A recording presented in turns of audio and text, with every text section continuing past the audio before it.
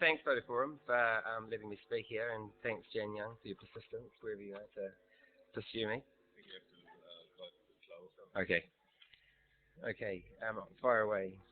Luca, yeah, let's get it on with. Okay. Having unprotected sex can have one of several life-changing consequences. I'm going to share with you the consequence of being a photographer and documenting the consequence of that act.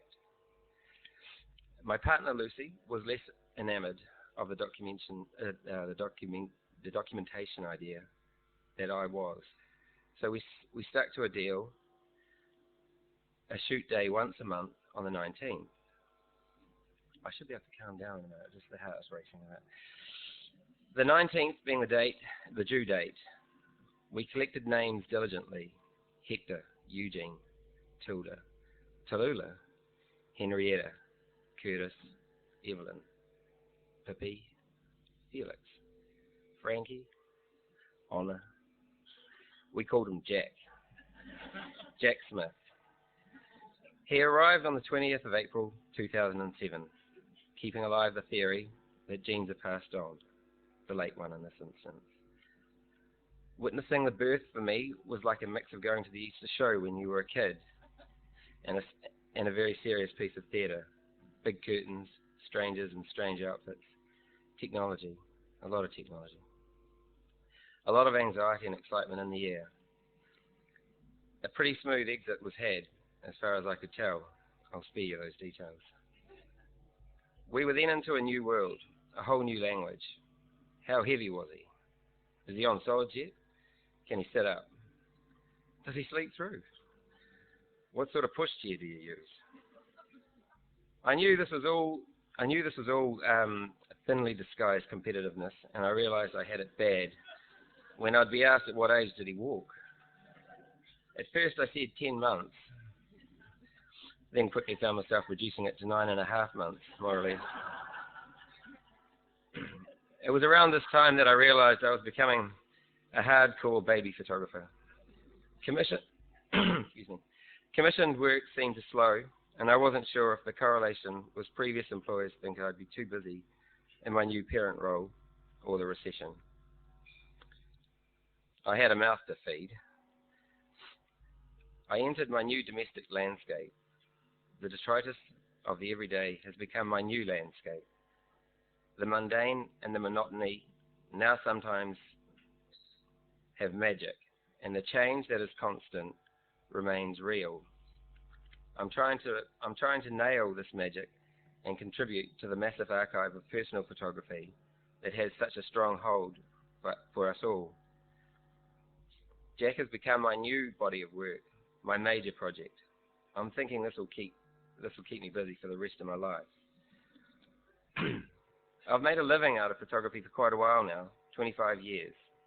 It's been a mix of editorial, commercial, and exhibiting my own personal work along the way. Excuse me. I show regularly with Artist Gallery in Auckland and the Black Barn in Hawke's Bay. I got my own website this year.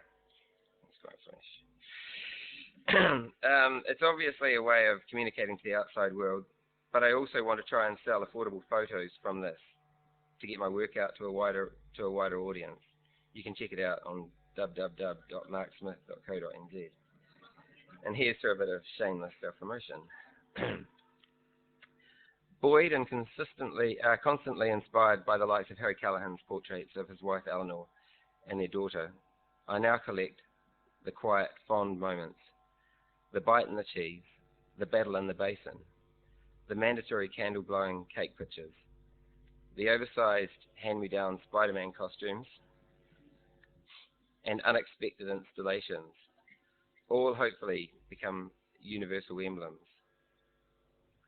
The little constructions or compilations he leaves along the way are as important to me as his words. These become another form of his language. I'm a little bit ahead of myself here, just slow down. Nature is a big player for me, whether it be the trees on our driveway or the big wide sea. I love seeing Jack now pop up in these scenes. The pleasure of walking and taking photographs of these times. is second to none for me. As a surfer, I've always loved the sea and have a deep respect for it.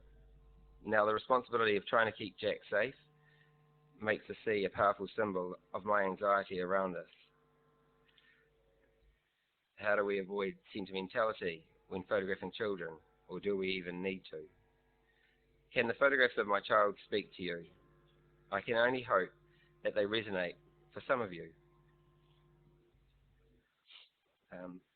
In The Painter of Modern Life, the French writer Baudelaire says, "A child sees everything in a state of newness." Ooh.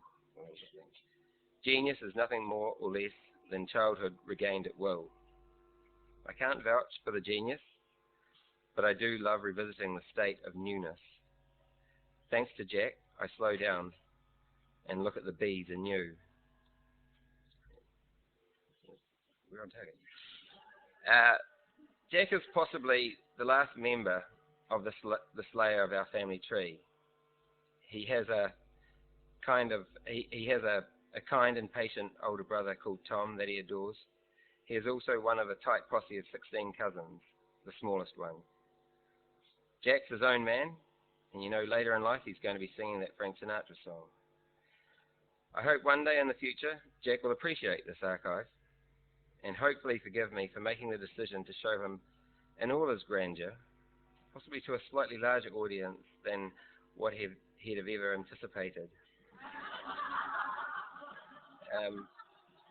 Thank you so much to Lucy. I couldn't have done it without you.